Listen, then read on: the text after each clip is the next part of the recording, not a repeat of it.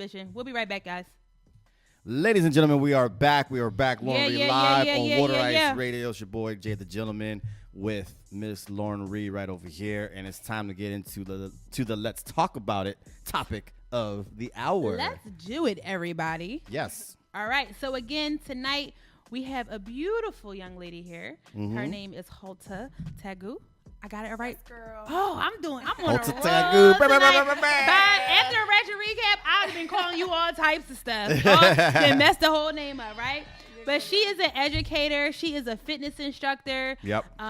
She just has her hands in a lot of different things, and we haven't had a lot of educators on the show before, but we definitely wanted to have you on to get your perspective because you're young, you're vibrant. We wanted to see your students love you. Your students will love you. I love them to death. so much. I know when you told me you let them follow you on social media, I was like, hey, girl, you really in it, right? Yeah. So we wanted to have you on to talk about that because education, especially in the city of Philadelphia, is almost like people, when they talk about it, it's almost like they talk about the plague, almost like the school district, whatever. Right. So I want to get some of those misconceptions out of there, right? Absolutely. So for starters, thank you for coming on the show, everybody. Hold this Yeah. here, everybody. She's here.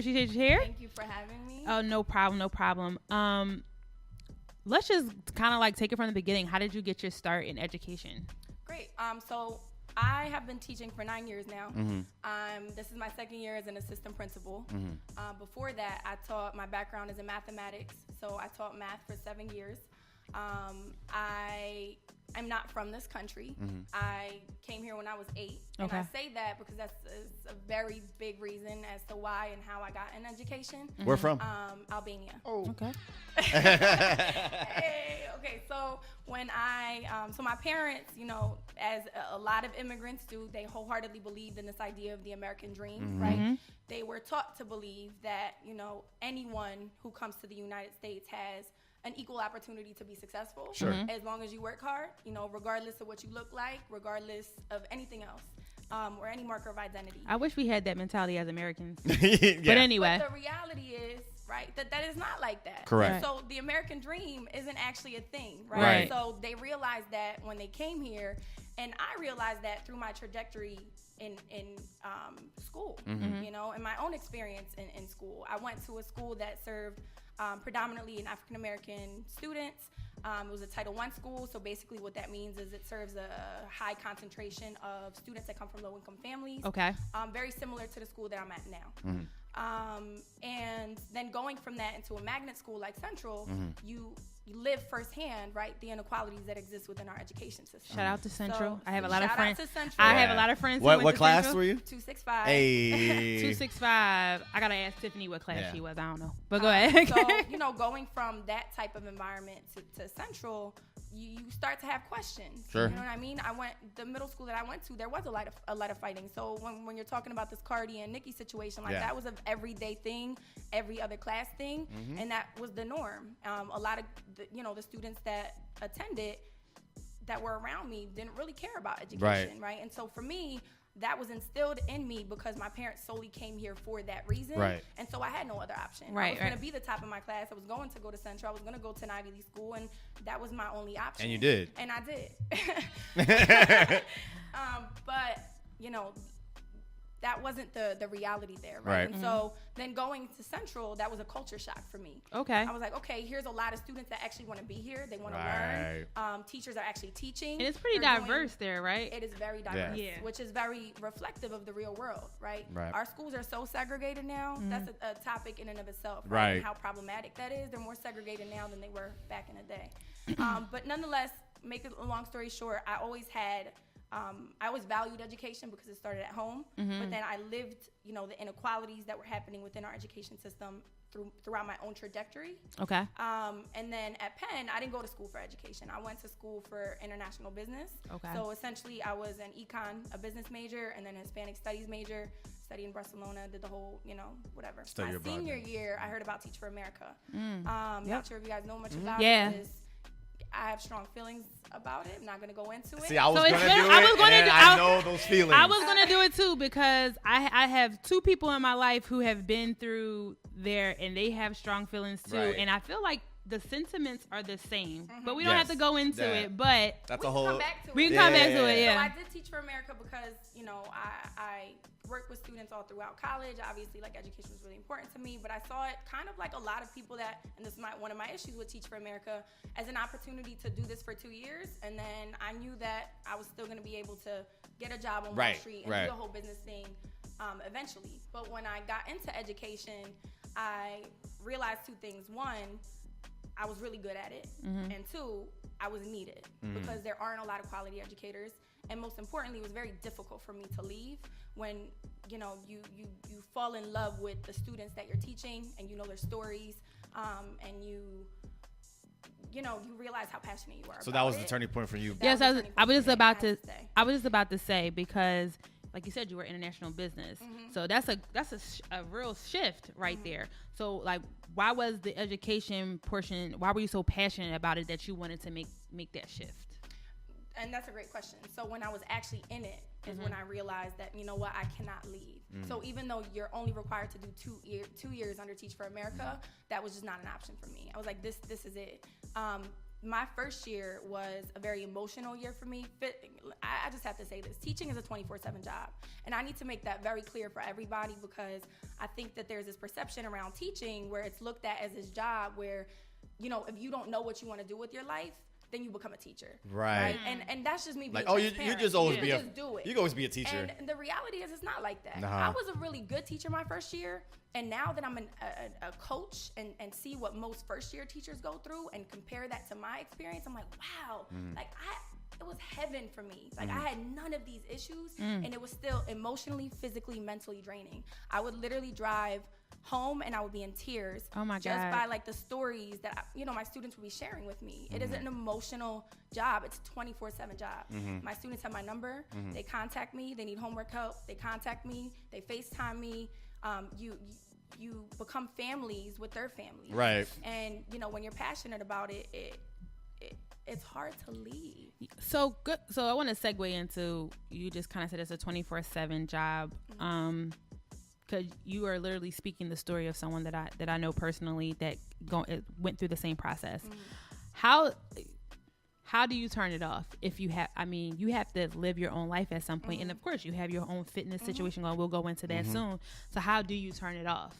I think that's a really great question, and that's something. It's crazy. I was just having this conversation with our leadership team this morning around this idea of like balance, right, and teacher well-being, and how important it is for us as a leadership team to take a step back and listen to our teachers. Like, they don't need to directly be saying something to us, but the way that they're moving, the way that they're operating, you have to keep your teachers' well-being in mind, and obviously become friends with your teachers as well and get to know them on a personal level to make sure that they're taking care of themselves. Absolutely. Right? And initially, my first 7 years, I was not very good at balance. This has been something the last 2 years, I want to say, that I've evolved to be good at. Wow. But no, it was very hard to turn it off. Okay. At this point in my life, I realized that I need to schedule everything in order for me to do everything effectively. That means not only schedule my meetings at work. That means I have to schedule my dates with my friends. That means I have to schedule days where 24 hours, like I'm just gonna be by myself. That means I have to schedule days in my planner where, I'm not gonna be on social media. That means all of these things that are important to me, that are about me, right? Because I think that as teachers, it's a very selfless career, and you forget about you. And when you're working in Title I schools, and you're working in schools that serve predominantly a concentration of students that come from low-income families, you want to give them everything, and you want to be everything for them. And you realize really quickly that you can't be everything for them if you're not everything for you.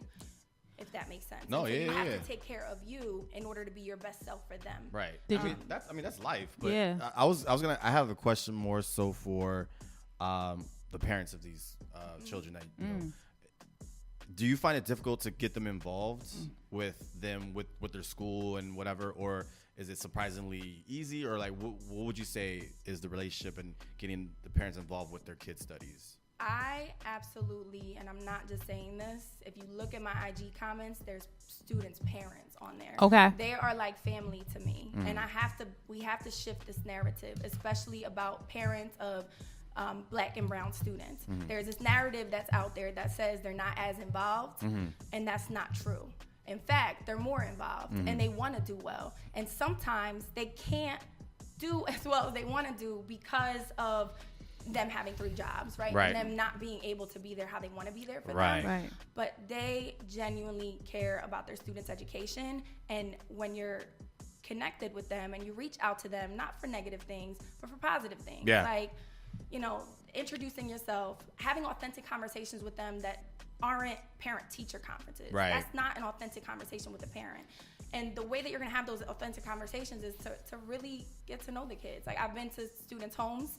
I've been to their basketball games, their football games. And, you know, at those events, you get to know the family. You build a trust with them. Yeah, absolutely. You build a trust. Yeah. And without that trust and without that relationship, they're not going to learn from you. And they're not going to buy into what you're trying to do. No, absolutely not. And so, yeah, I think we need to shift that narrative that exists out there about parents of Black and brown kids, because it's not true. Yeah. I love that because I feel like that's the only thing that you see is that the parents don't care. They're just like, just go to school. You know what I'm trying to say? Or they don't help with their homework or whatever the case might be.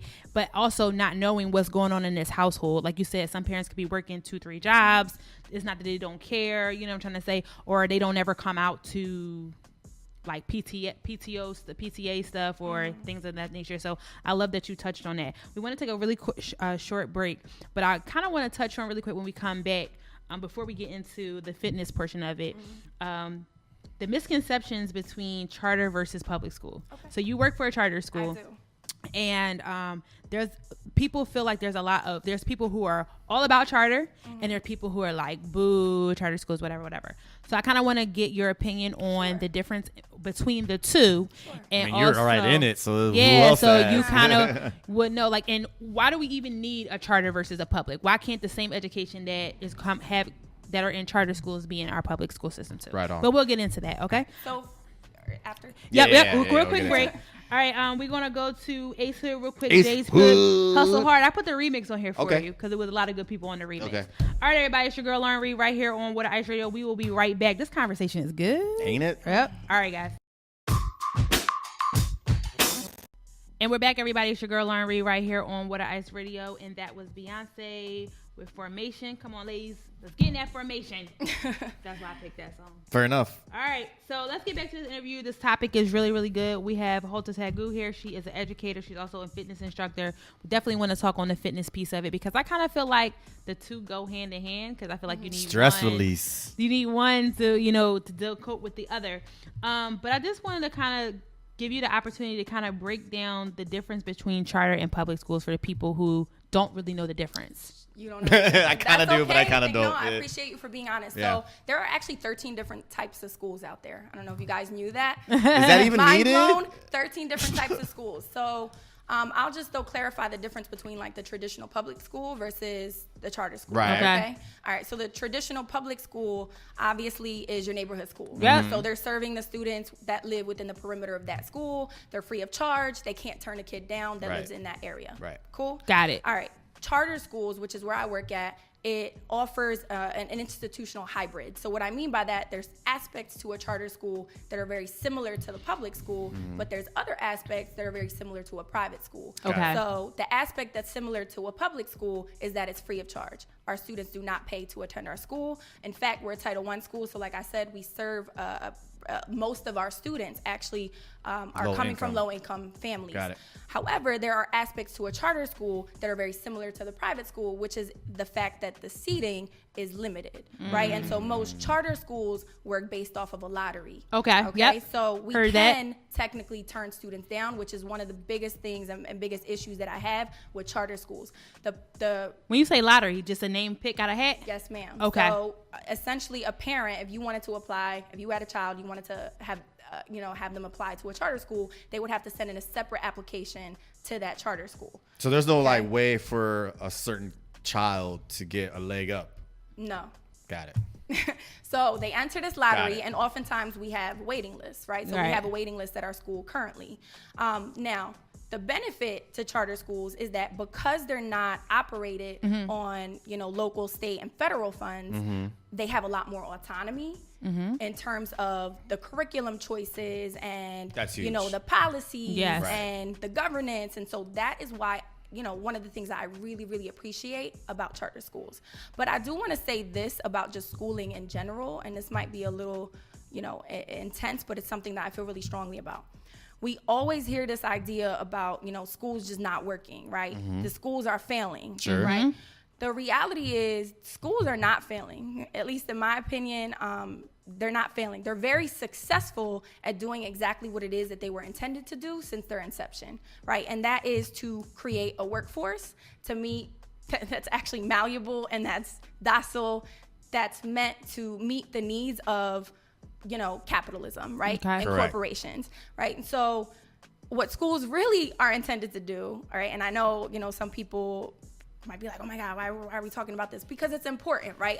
I feel like we are essentially providing a workforce. Somebody has to be a janitor. Somebody has to work at McDonald's. Maintenance. Capitalism. Like, Yeah. That's really what we're talking about, right? Right. And so my view on education is very different. So the purpose of education for me is to liberate. It's for liberation. And that starts with knowing the realities of the students in front of you, right? And I feel like that's not necessarily happening in our education systems. So one huge component of culturally responsive teaching, Gloria Latson-Billings, if anyone's interested, she's amazing. And she talks a lot about culturally relevant pedagogy. One of the components is this idea of students being able to develop like a socio-political consciousness that's going to allow them to be able to critique and analyze and really just critique the values, norms, and institutions that are keeping them oppressed, Right. essentially. Wow. Okay.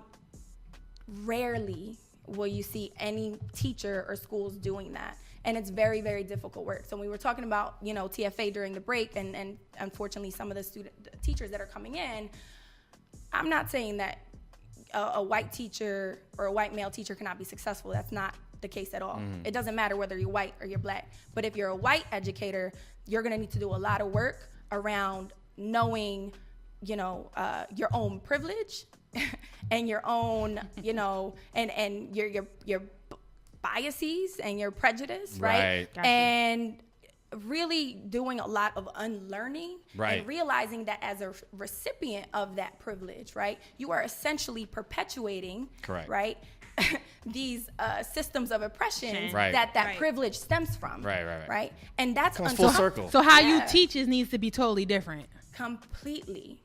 Can we? Yeah. No, I mean, this is another topic, but just really quick, your opinion on standardized testing. I hate it. I think it's terrible. I don't think it's indicative of like what our students are able to do.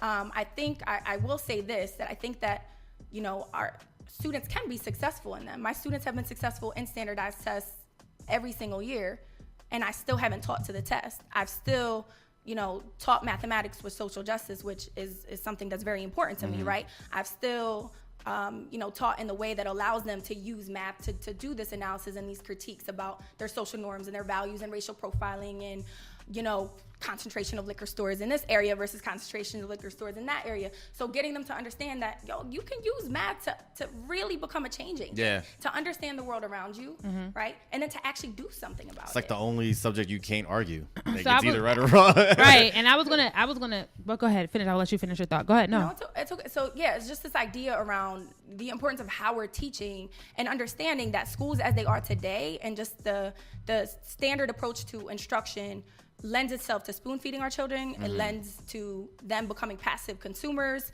It lends to them essentially becoming a part of the workforce. Like our schools, our system, capitalism would not work if we are, developing critical thinkers, if we have 10 Malcolm X's in a classroom. Come on. No, it's not Right. going to work. Like they're going to dismantle the whole thing. Right. Right. And so, yeah, I have really strong feelings about just like education in general, but So real quick, I don't want to not shed light on the fact that you also are a fitness instructor, Yes. but the education topic is like really hot because just right now, just in general, it's just our kids. I just What's the new way of how they learn math now? I don't even want to talk about it. Like it's my little cousin showed me. Okay, so this is the idea of Why? like the common core shift. So the common core You standards, said why? Look, so if I were to tell y'all, like if I said here 13 times 2, right? You put the 13 on top, you put the 2 on the bottom, Yeah. like 2 times 3, and then if I asked you why, you're like, I don't really know because my teacher told me, right? Yeah. That's what our kids do. So they still, even though we're trying to make this shift to them critically thinking to understand like why you're doing what you're doing, which is, you know, why the Common Core standards initially came out a few years back.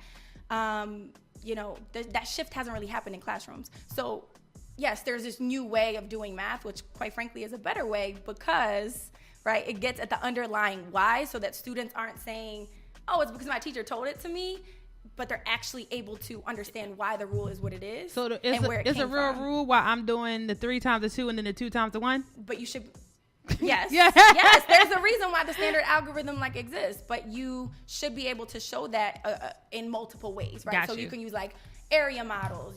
There's multiple ways to show it, right? And so our students wouldn't be solution finders. They're now pushed to be problem solvers. Okay. Right? Okay. It makes sense? It does make sense. I don't know. I just can't Look, about it. You two have this like fixed mindset about math. Look, I have an issue with this. So I'm going to need to talk to you after about the importance of math and understanding math and how it helps you kind of make sense of the world. No, I totally agree. Math is totally important. I totally get it. I'm not good at it, but I know the importance of it. Right, I'm just like logically, I'm like, yeah, that makes sense if you do it this way to get this. Yeah, I get it. Okay, cool. Next problem. Like, let's do it.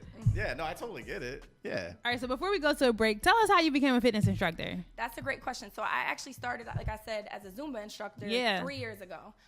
Unfortunately, like I was saying earlier, Zumba has a lot of restrictions. So I believe, if it's still the case, about 70% of their music is theirs. And then you have the option of choosing 30% of your music. Okay. And so there's not much autonomy in terms of like the type of choreography and the type of music that you can have in your class. So when I was teaching Zumba, I felt very limited. My Zumba class, end quote, was not a Zumba class, right? It was kind of my own thing. And so I evolved past that.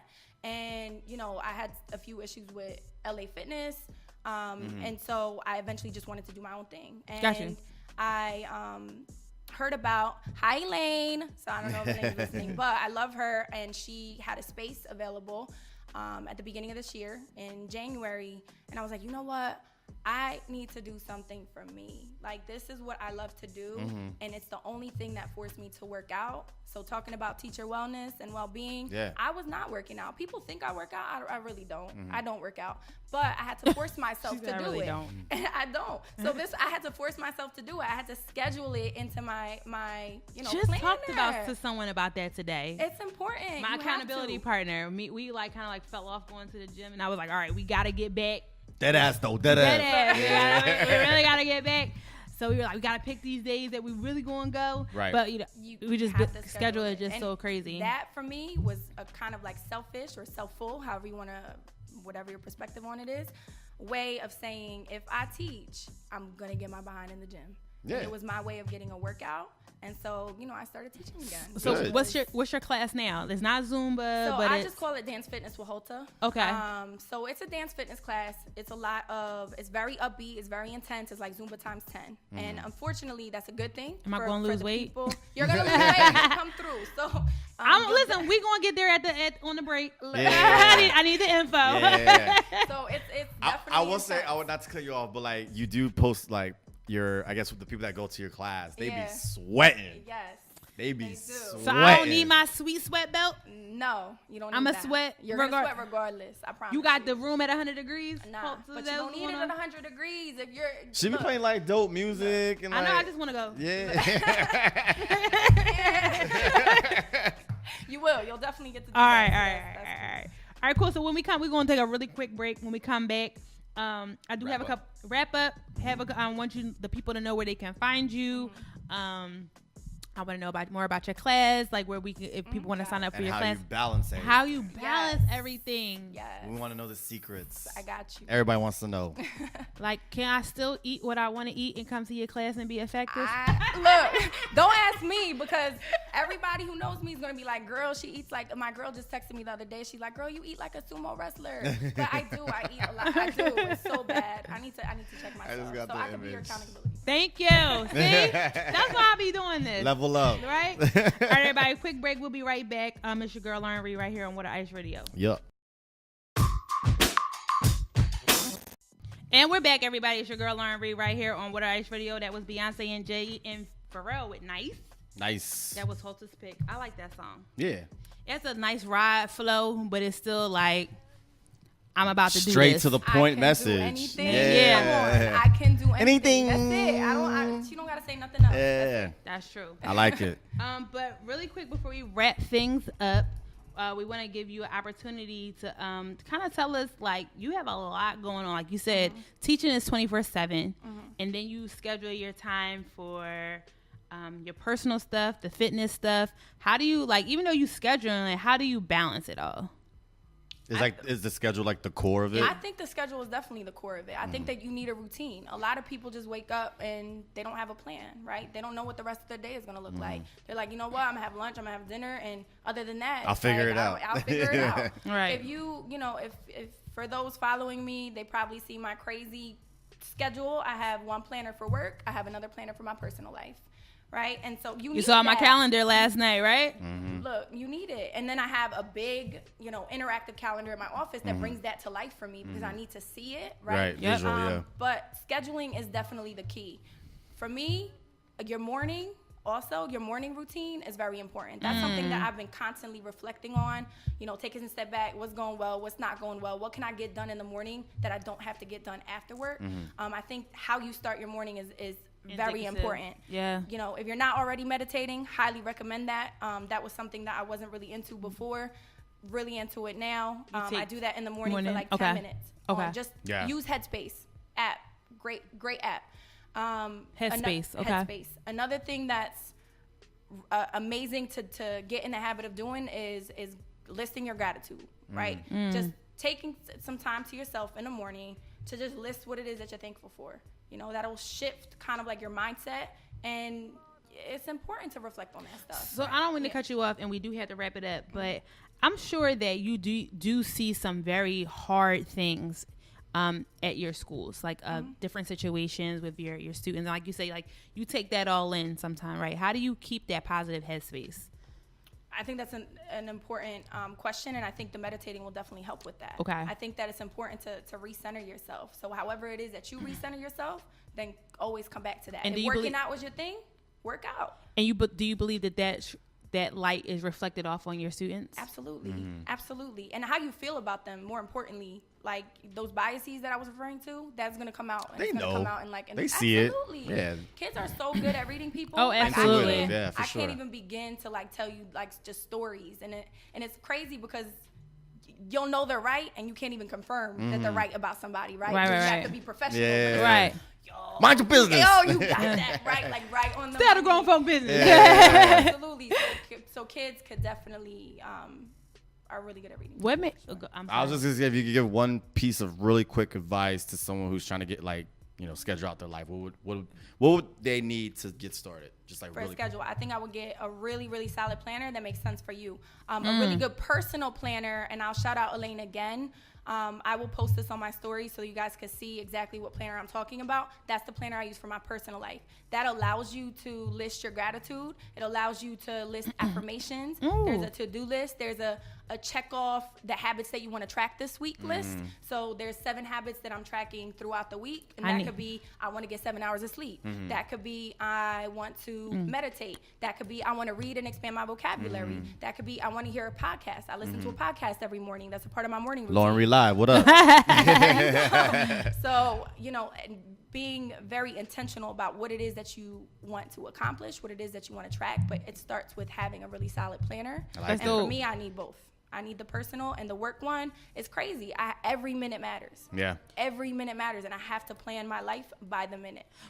Oh, go ahead. No, sorry. You're good. I need that, so make sure you post it to your story. I'm a journal and a planner, like almost like collector. Like I always, sometimes I feel a planner like so much, because you know how some sleeves have like notes and stuff like that. Like I run out of pages and stuff like that. Like I love planners, I love journals. So I need you to post that for sure. That John sounds dope. I got you. It's amazing. But first day of school, orientation with your kids, and you're in front of all of them. I'm not sure how you do it, but that's in my mind. That's how y'all do it, right?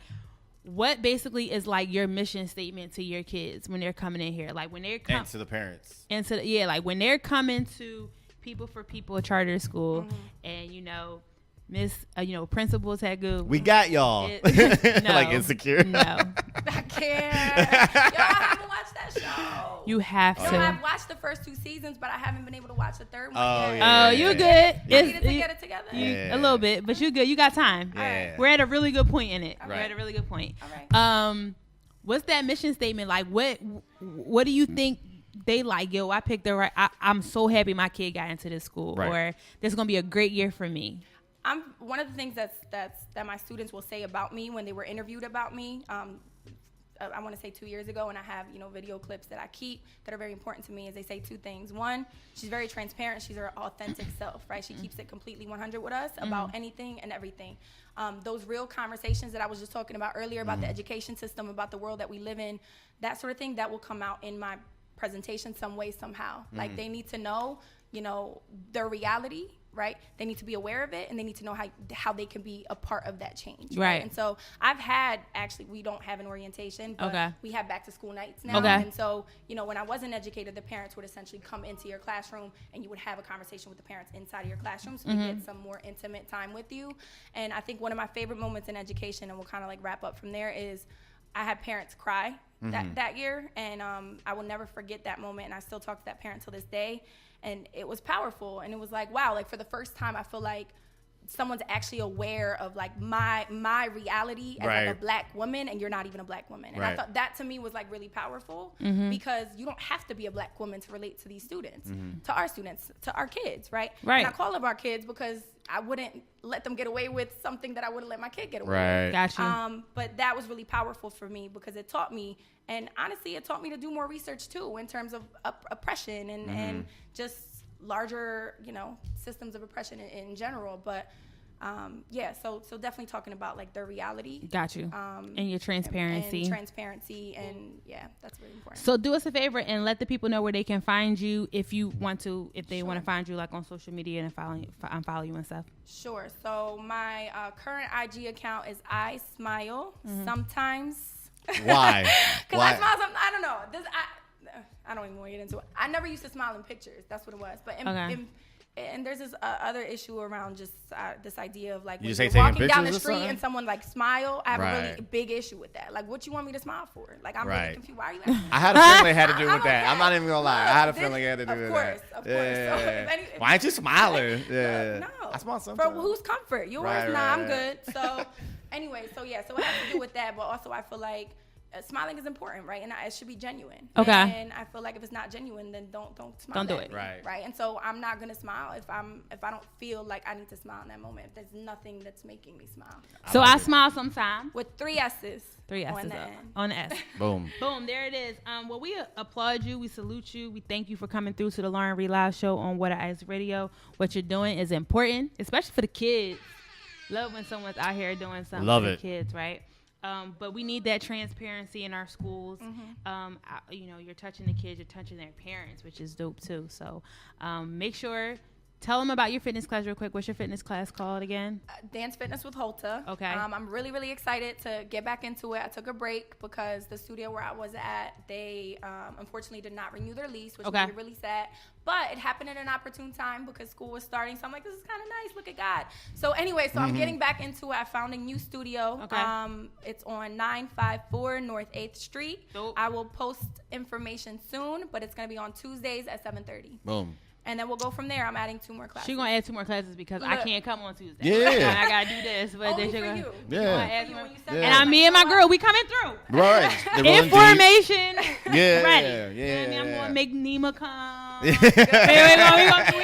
gonna be in our water ice tank. Yeah, I mean, we're gonna be in there in the front of the class. We're gonna be out Word. there. I like it. But thank you again for coming to the show. We always tell all of our guests, the first time you come through, you're a guest. The next time you come through, because you will, you're family. So no hesitation for coming back. Absolutely. All right, everybody. That it is for Lauren Reed Live tonight. Make sure you guys come back next week. We have a guest. Whoa. We have a guest every week. We actually will be here next week. Yes. Actually, our guest next week is coming from out of town. Tell them where they're coming from. Texas. Hey, what up? I'm excited. And it's going to be a really, really good show. You always know we got some really good innovators, movers, and shakers out here. That's what we try to do. So make sure you guys tune in every Tuesday night, 8 o'clock. On the TuneIn app. Yes. And then make sure you follow us again on SoundCloud, iTunes, Google Play, IG, all of that stuff. Twitter, follow, Facebook, all of that stuff. YouTube. Just follow us because this show will be replayed and all of our other collection of shows are on there. I know you got a lot of people asking, are they going to replay it? Yes, we will. Yes, we will have it up and running all over the place. Yep. And we'll have the YouTube clip too of this interview as well. Yep. So stay tuned for that. All right, everybody. So you already know what it is. Not all superheroes wear capes. Sometimes they wear headphones. Peace. Peace, y'all.